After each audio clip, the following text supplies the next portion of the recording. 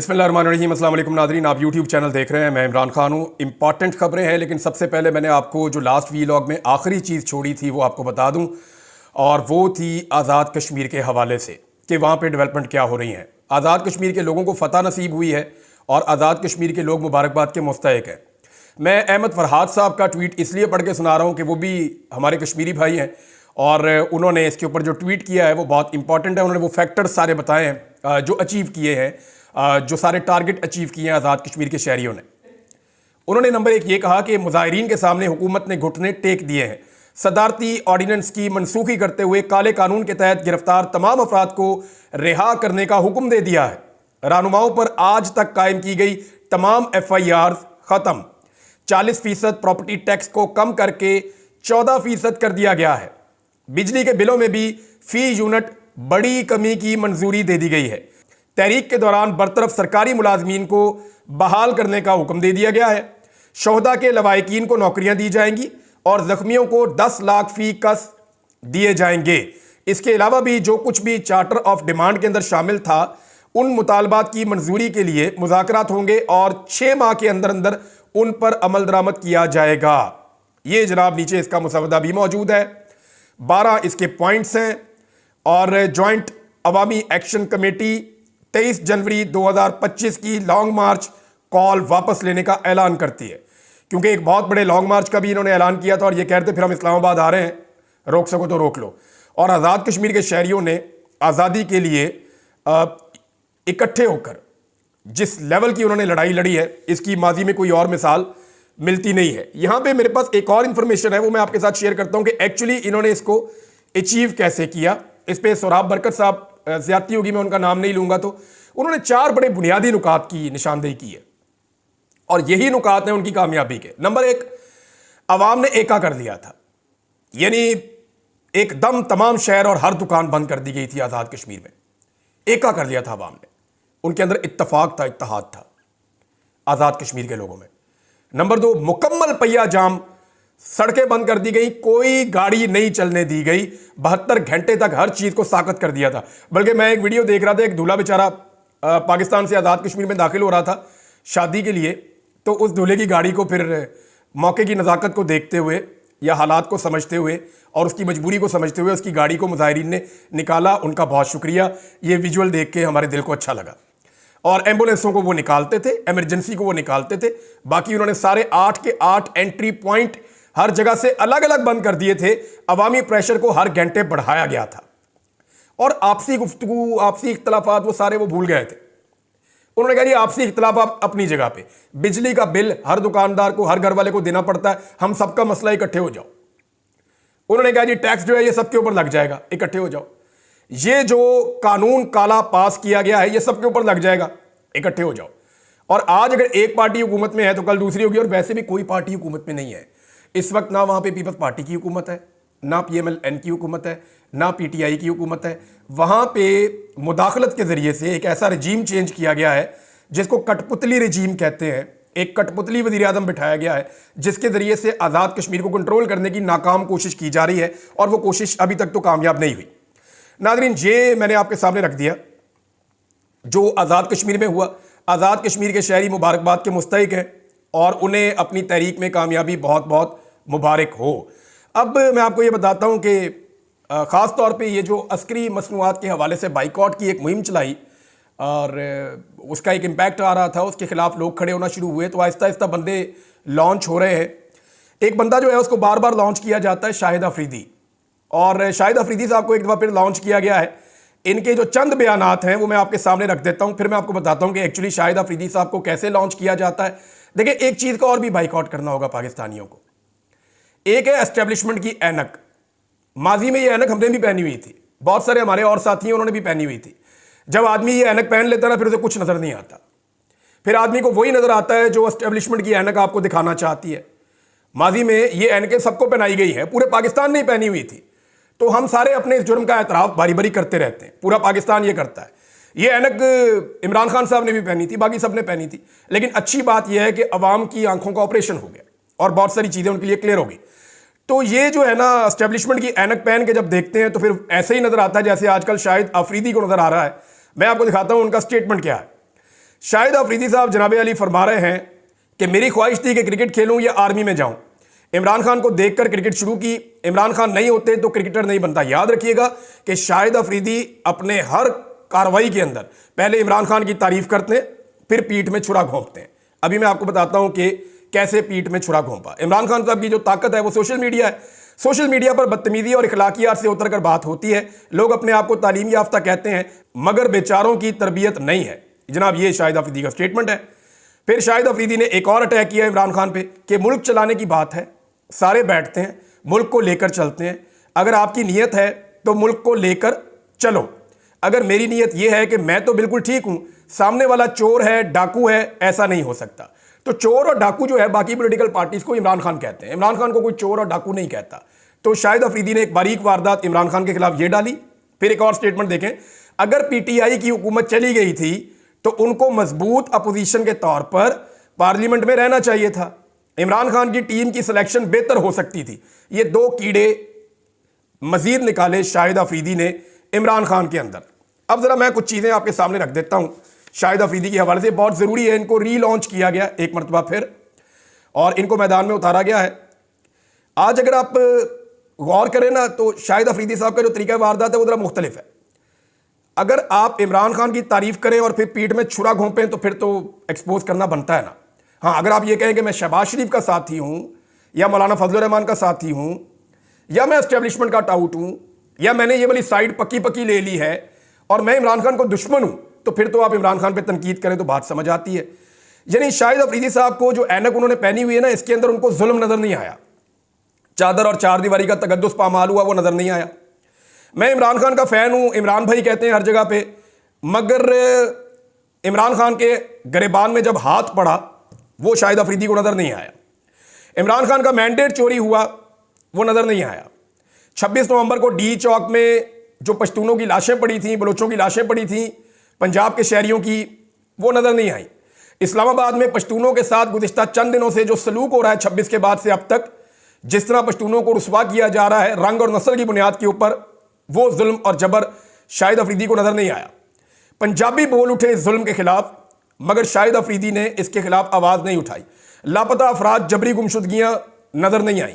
इद्दत वाला घटिया केस शाहिद अफरीदी को नजर नहीं आया। इमरान खान जिनको वो भाई कहते हैं, उनके ऊपर 188 मुकदमात का जुल्म शाहिद अफरीदी को नजर नहीं आया। आज भी जो ऐनक शाहिद अफरीदी को पहनाई गई है उसमें उन्हें सिर्फ इमरान खान की सियासी गलतियां नजर आती हैं। यानी उनको यह पता है कि 2022 में क्या हुआ, इमरान खान ने क्या गलती की, उनकी टीम अच्छी नहीं थी। कीड़े आज भी इमरान खान में निकालने। इमरान खान के दौर में महंगाई कम थी लेकिन इमरान खान बुरा है।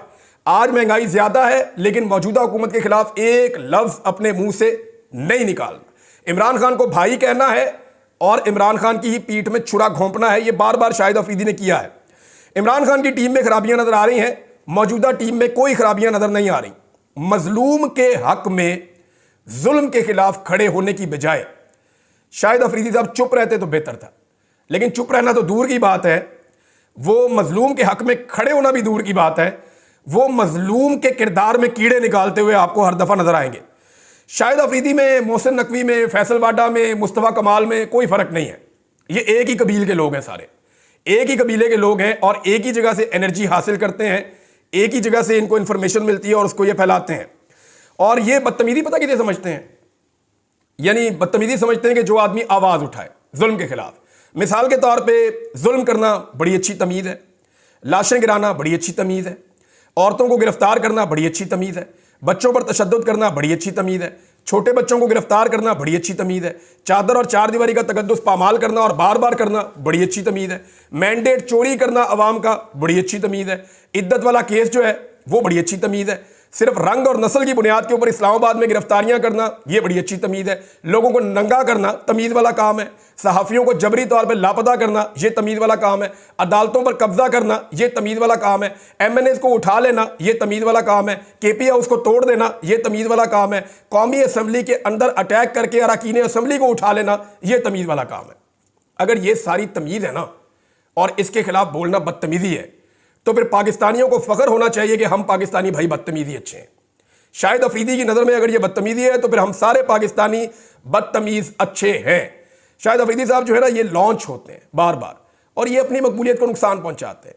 और इसकी कीमत क्या वसूलते हैं वो किसी दिन मैं आपको बताऊंगा। लेकिन ये बड़ी ही एक घटिया तरीका है कि एक आदमी को कहना कि वो मेरे बड़े हैं, एक आदमी को कहना कि वो मेरे आइडियल हैं, एक आदमी को कहना कि वो मेरे भाई हैं, उन्हें भाई कहकर बुलाना, और उसके बाद उसके अलावा किसी और पे तनकीद ना करना। और जब जब उसके ऊपर जुल्म हो, बजाय कि उसके ऊपर होने वाले जुल्म के खिलाफ बोलने के, हमेशा उस मजलूम के ऊपर ही अटैक करना, उसके अंदर से ही कीड़े निकालना, ये कोई खैर ख्वाह नहीं कर सकता, ये बदतरीन दुश्मन भी नहीं कर सकता, ये आस्तीन का सांप कर सकता है। बहरहाल इमरान खान साहब ने इन्हें बहुत पहले पहचान लिया था। इमरान खान साहब की पहचान को सलाम है, बड़ा उनका तजुर्बा है।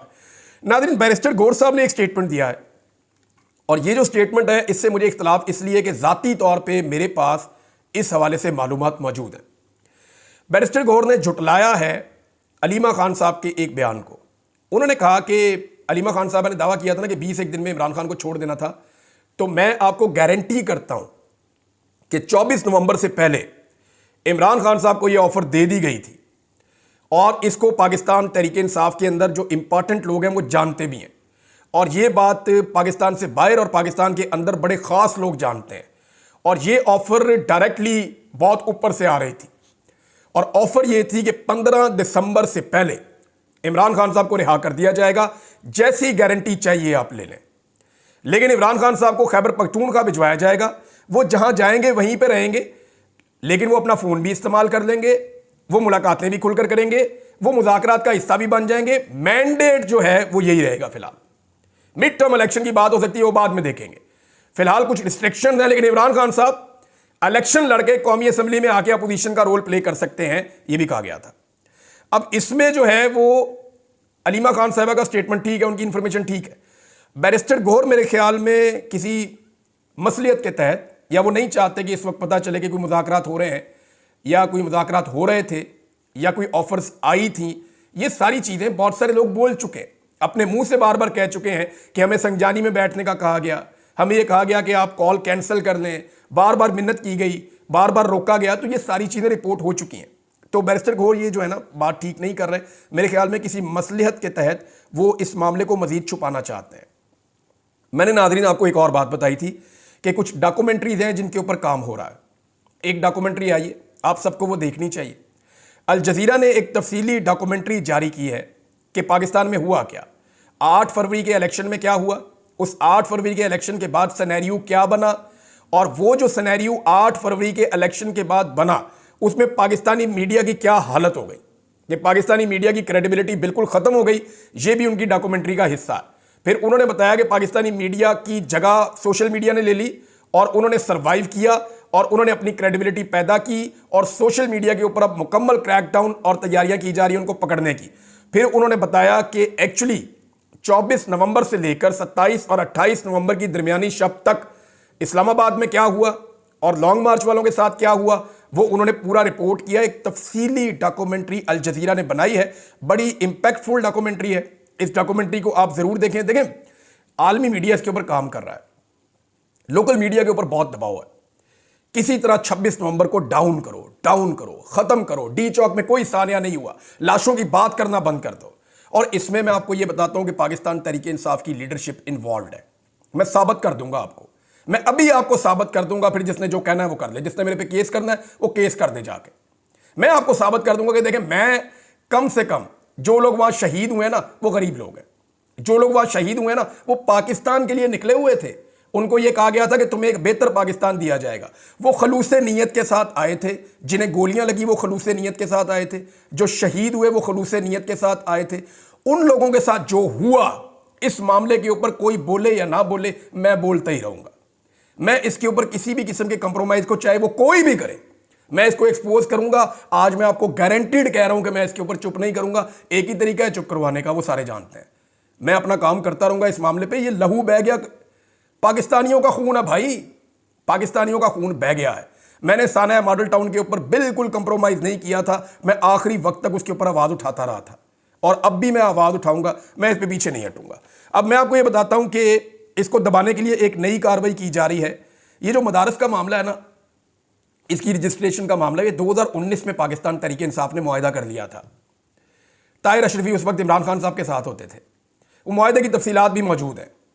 उसके मुताबिक जनाब मदारस का जो है पूरा एक फंड होगा, मदारस को रजिस्टर किया जाएगा, हुकूमत की निगरानी होगी, बहुत सारी फैसिलिटीज दी जाएंगी। ये सारा इमरान खान साहब ने तय कर दिया था ताकि मदारस के ऊपर जो एलिगेशन लगते हैं या मदारस के अंदर जो एक्टिविटीज है वो हुकूमत के साथ जुड़े। अब हुआ यह है कि मौजूदा हुकूमत ने इसको नॉन इशू को इशू बनाया, और क्यों बनाया मैं आपको बताता हूं। मौजूदा हुकूमत का मंसूबा यह है कि एक और लॉन्ग मार्च इस्लामाबाद आना चाहिए ताकि जो पिछला लॉन्ग मार्च है उसके ऊपर गर्द बैठ जाए। पिछले लॉन्ग मार्च को लोग डिस्कस करना छोड़ दें, अगले लॉन्ग मार्च को डिस्कस करें। जानबूझकर एक लॉन्ग मार्च को इस्लामाबाद में दावत दी जा रही है और उलमा इकराम को, फजलुर रहमान साहब को, दीगर मदारिस के लोगों को कहा जा रहा है कि इस्लामाबाद पहुंचे। हल्की फुल्की मौसीकी वहां पे होगी, लाठी चार्ज, डंडे, आंसू गैस थोड़ा बहुत चलेगा। एक ड्रामा क्रिएट किया जाए ताकि जो 26 नवंबर की रात वहां पे हुआ, जो कत्लेआम हुआ, उसके ऊपर पर्दा डाला जा सके। उसको दबाने के लिए एक नया खेल खेला जा रहा है और इसमें कुछ लोग सहूलतकारी भी कर रहे हैं। फजलुर रहमान साहब ने हमेशा स्टेटस को की मदद की है, मैं उनकी नीयत पे शक नहीं कर रहा, वो ये चाहते होंगे कि मदारस के मामले में मामलात बेहतर हों, लेकिन उनके स्टेटमेंट पहले भी बड़े सख्त थे। लेकिन end of the day Fazlur Rahman साहब ने क्या किया? फजलुर रहमान साहब ने पूरे सिस्टम की सहूलतकारी कर दी, और सहूलतकारी इस तरह हुई कि उस आईनी तरमीम के बाद जो बाकी बचने वाली चीजें थी उन्होंने कानून के जरिए कर ली, और उस कानून को इसलिए रिवर्स नहीं किया जा सकता कि आईनी तरमीम के नतीजे में फजलुर रहमान साहब ने इस हुकूमत को वो आईनी बेंच दे दिया जिसके अंदर कोई चीज अब चैलेंज नहीं हो सकती। अगर होगी तो हुकूमत के हक में फैसला आएगा, क्योंकि वो बेंच बनाया ही हुकूमत ने खुद अपनी मर्जी का है। लिहाजा ये चीज होगी क्लियर। फजलुर रहमान साहब ने मुकम्मल सहूलतकारी मौजूदा निजाम को दी थी अपोजिशन में बैठ के। अब दोबारा से वो इस मामले के ऊपर मेरे ख्याल में मट्टी डालने के लिए या पर्दा डालने के लिए वो अपने लोगों को लाएंगे और तवज्जो हटाने की और तवज्जो बटाने की कोशिश करेंगे ताकि डी चौक से तवज्जो हटाई जा सके। नहीं हटेगी, इस पे पाकिस्तानी बात करते रहेंगे। और सवाल एक ही है कि गोली क्यों चलाई? एक ही सवाल है ना, गोली क्यों चलाई? गोली नहीं चलानी चाहिए थी। नाज़रीन, एक और चीज़ है, और वो ये है कि अब तक ये रोज़ाना हमें इसके ऊपर बात करनी है, हर वीलॉग में बात करनी है। ना ही पाकिस्तान तहरीक इंसाफ ने FIR दर्ज करवाई। आज जनाब जब मैं आपसे बात कर रहा हूं तो 8 तारीख की रात हो चुकी है, लगभग 2 हफ्ते होने वाले हैं, और ना पाकिस्तान तहरीक इंसाफ ने अब तक अपनी FIR दर्ज करवाने के लिए कोई दरख्वास्त दी, ना ही लापता अफराद के हवाले से हेबियस की पटिशन्स दायर की। आज तक पाकिस्तान में जो बंदा भी लापता हुआ है ना, सबसे पहले उसके घर वाले जाकर एक पटिशन डालते हैं हाई कोर्ट के अंदर। जिस इलाके से वो अगवा होता है वहां के हाई कोर्ट के अंदर एक पटिशन जाती है कि हमारा ये बंदा इस जगह पे आया था, ये कर रहा था, लापता हो गया, उठा के जबरी तौर पे गुमशुदा कर दिया गया, हमारा बंदा हमें रिकवर करके दिया जाए। PTI के मुताबिक उनके 150 के करीब बंदे लापता हैं। एक बंदे की भी अभी तक हेबियस की पटिशन इस्लामाबाद हाई कोर्ट में नहीं गई। इंतजार पंजूथा की गई थी ना, अब्बासी साहब की भी गई थी, मेरी भी गई थी, मैं एक जर्नलिस्ट हूं, मेरी भी गई थी, अहमद फराद साहब की भी गई थी, जितने भी लोग, डार साहब की भी गई थी, जितने लोग लापता किए गए हैं उन तमाम की पटिशन जाती है फौरी तौर पे। समी इब्राहिम साहब की भी गई थी, और ये मकबूल जान साहब की भी गई थी, इसी तरह हमारे जो हैं वो आफ्ताब इकबाल साहब, उनकी भी गई थी। लेकिन यहां पे एक बंदे की भी लापता होने की पटिशन तकरीबन 2 हफ्ते होने को आ गए हैं, इस्लामाबाद हाई कोर्ट में गई नहीं। क्यों नहीं जा रही? ये जानी चाहिए थी ना, नहीं जा रही।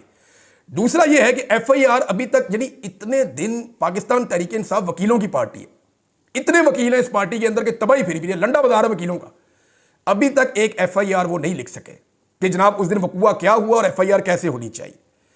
नंबर 3 जो है वो CCTV फुटेज को महफूज बनाने के हवाले से 2 हफ्ते गुजरने के बावजूद पाकिस्तान तहरीक इंसाफ ने कोई कदम नहीं उठाया, अभी तक नहीं उठाया। और मैं आपको यह खबर दे देता हूं कि अब CCTV फुटेज नहीं मिलनी, ये तहरीक इंसाफ उल्टी लटक जाए, ये अब जो मर्जी कर ले, इमरान खान साहब जब बाहर आएंगे अब CCTV फुटेज नहीं मिलनी, जो होना था उन्होंने वो कर लिया। अब जहां पे वो सेफ है या जहां पहुंच गई है वो वहीं पे है, अब CCTV फुटेज नहीं मिलनी। Number 3, supreme court of Pakistan में किसी ने कोई पटिशन नहीं डाली, अभी तक कोई वहां नहीं गया। और अब मैं जो आपको खबर देने लगा हूं, यह खबर सुनने के बाद मुझे बहुत मायूसी हुई, लेकिन मायूस होने से बेहतर है कि अपने हिस्से की आवाज उठाएं, अपने हिस्से की आप क्षमा जनाएं। हुआ यह है कि तहरीक इंसाफ के अंदर जब पॉलिटिकल कमेटी की बार बार मीटिंग होती है तो उसमें बहुत सारे अरकान बार बार ये कहते हैं कि FIR क्यों नहीं हो रही, हम अपने लापता अफराद के लिए क्यों आवाज़ नहीं उठा रहे, CCTV फुटेज के लिए क्यों नहीं कोशिश कर रहे। तो जो सीनियर क़यादत है ना पाकिस्तान तहरीक इंसाफ की, वो वहाँ पे कहती है कि ये टेक्निकल इशू है, इस पर काम हो रहा है।